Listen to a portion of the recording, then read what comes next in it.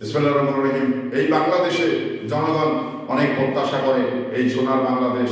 তো এই সোনার বাংলাদেশ শোষণহীন, মানে বঞ্চনাহীন এবং মানে জবরদখলহীন একটি বাংলাদেশ জনগণ দেখতে চায়। যে জনগণ সরকারের কাছে যে প্রত্যাশাটা রয়েছে, সে প্রত্যাশাটা হলো জনগণ মানে ভয় ভীতি উপেক্ষা করে এবং একটি মানে সামনের দিক দিয়ে সুন্দর বাংলাদেশ জনগণ প্রত্যাশা করে। এটা যদি সরকার জনগণের এই প্রত্যাশা পুরা করতে পারে, তাহলে কিন্তু সরকারের মানে দীর্ঘ সময় ক্ষমতায় থাকতে পারে।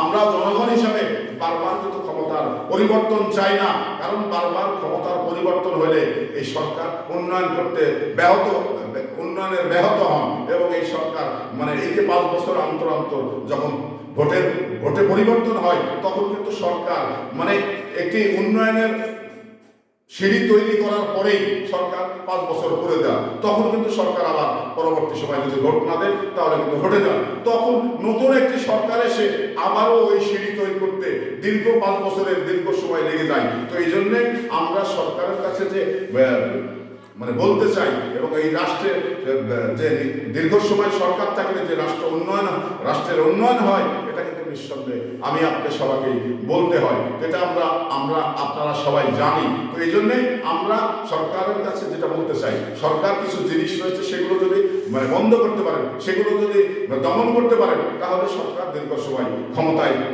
থেকে যান।